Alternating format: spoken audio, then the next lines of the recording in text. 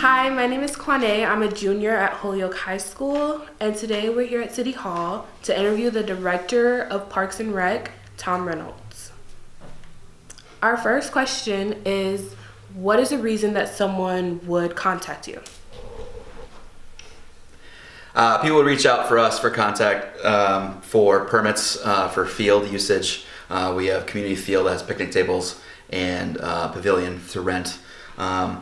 We deal with all the sports leagues in the town. We do all the scheduling of where they are using, whether it's a field or court. We do events as well. We just did a holiday event and the Easter event at Holyoke Merry-Go-Round. We do the Christmas tree lighting, July 4th. We have some St. Patrick's Day stuff, Fall Festival and stuff along those lines.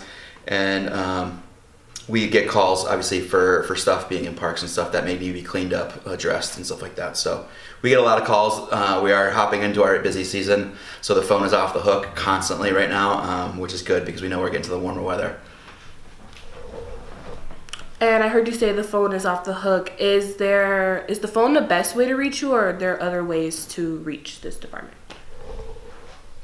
Yeah, phone's gonna be the best first source of getting a hold of us, as we always have someone here from our office hours, Monday through Friday from 8:30 to 4:30. However, we do have email that we can be recontacted too. All this information is also on the website, the City of Holyoke /department/Parks and Rec. We have a new admin assistant or admin clerk that we're doing a lot more updating of the website that we have. So a lot of information is fresh up there, and we're constantly changing that as we go too. And where exactly is your office located in the City Hall building? Our office is in the basement of City Hall. If you go to the back, we're in room 14. If you go to the parking deck and through the main door, we are the first door on the right. And do you have someone in your office that speaks Spanish? We do have some part-timers that speak Spanish here. Other than that, we rely on our local across the hall and down the hall people to help us out if we need translation. I do speak a little Spanish, not very well, but we can kind of understand and get a point across and at least kind of see what we need to do. But if it gets further than that, we depend on our fellow city employees. That's great.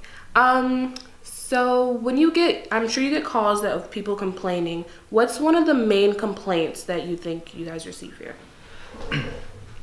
One of the main complaints is probably just, the trash or the vandalism at a park or playground that may occur, or a tree down on a personal property, which we really don't do, we deal with. That'd be more of a DPW line, but if it's on park property, that's something that we can take care of, and we pass it around down to the appropriate department and make sure that gets tackled. And, whatever we can do to help with the issue, whether it's our department related or not, we'll try to help mediate that and get them the right people to take care of the situation.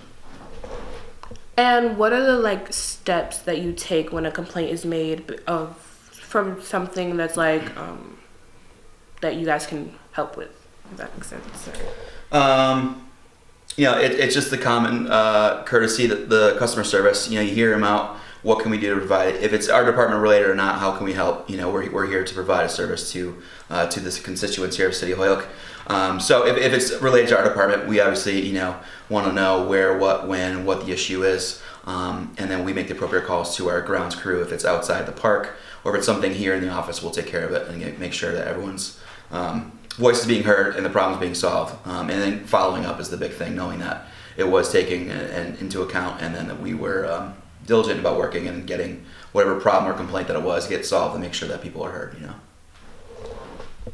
And are tips when people call in, do you prefer them to be anonymous or to let them leave their information so that you guys can follow up, or which one works best? That's all dependent on whoever's calling in. If they want to remain anonymous, that's fine with us. The more information we have from the person, the more helpful we can be in getting back to them, whether it's email, name, ward, city, park, whatever they are calling about, we could be able to follow up. But if they want to remain anonymous, that's completely okay as well, as we just like to take care of what we can take care of and do it. And lastly, do you have anything else that you would like the people to know about Parks and Rec? Yeah, there's a lot going on. There's 40 plus parks in the city of Holyoke. There's 6 splash pads. We got the pool, skate park, We have a lot going on. We're big, heavy season right now as we're going outside. Softball, baseball season, tennis is happening right now. So, we're doing what we can with our grounds crew out of the DPW that we are very, very lucky to have. We got a good number now. We're turning things over a little quicker than we have in the past. We're trying to be as proactive as possible on catching, the stuff that may be needing some attention, across the board. The trash and the vandalism is something that we take really close to heart because we want to make sure that everyone has stuff that they can enjoy and be safe with doing so. So, we're trying to ask people to, if they see some trash and stuff like that, if they can help pitch into a container. If the container's full, call down here, let us know. We'll get it emptied so it's not getting blown across the park into the streets and making more mess as possible. See something, say something type thing. If it's after hours and the park's closed and there's some loud music or people there, make a call, call the dispatch, tell the police, and maybe they can send someone over and we can help mitigate this stuff that's happening at our parks and playgrounds after hours. But it takes a village, and we want everyone to kind of pitch in with us, and we know that we are here to provide and make sure that all the playgrounds and parks and stuff are safe for all of us to enjoy, including all our staff here as well as everyone, constituents. Actually, I have another question. Are there any opportunities for youth to get involved, like any volunteer opportunities or anything like that? Yeah, absolutely. We always look for volunteers with our events. Mostly on the recreation side, it's very fun. Like we did at the Easter egg hunt, passing stuff out. Just kind of corralling, playing with the kids, leading activities or crafts at those events. Through the summer and stuff, we have camps and activities we like to lead. So definitely the youth is encouraged to reach out to us. We do have some employment opportunities during the summer, depending on who would like what. We're obviously still looking for lifeguards and stuff like that. We're doing certification clinics, but we're always open to city kids that are willing to lend a hand or looking for employment through us. Okay, thank you. Can I ask a couple of questions? Tom, you mentioned lifeguards. Do you have pools? We have one pool, yacht pool. It's right up the street behind Fitzpatrick Skating Rink in Holyoke Roberts Field. It'll probably be opening the last week of June this year, and usually closes right before the week before kids head back to school. And you said you have 40 parks and recreational areas. Can you just give it like a brief overview? Well, if you're into running or going for a picnic, these are your parks. If you're into doing exercise. Yeah, there's a lot that spreads across. I wish we had a whole another day to talk about that. You can always call us and ask those questions if need be. We can send information along.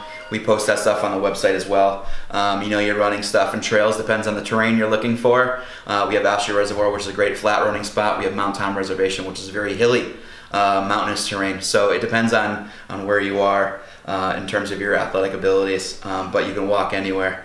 We have lots of parks that have, some from pocket parks with benches and a trash can to big fields with tennis courts, handball courts. We have the Roberts Field that has the running track and turf that's actually underway of construction right now. We have parks that have our splash pads and our ball fields and stuff like that. So there's a lot happening. We offer a lot. We have a lot here in the city, which is obviously a great thing. So if there's any questions of who can find what where, we are always taking calls. We're more than happy to share the information with you.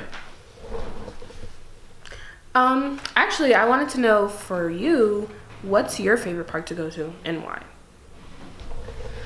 That's a stumper right there. We got a lot of good ones in there. I have two young ones, so a lot of the ones with the playgrounds, community field's a good one. It does have a restroom and stuff there available. We do go to Ian White, Mayor Field, and then with the athletic stuff, we got a lot of stuff. So Crozier, Springdale, Mackenzie Stadium is a special place in my heart, as I've been there for a long time. My dad coached for many years there, so going back there with the Blue Sox and the youth program stuff, it's good to be there to see that it's still flourishing.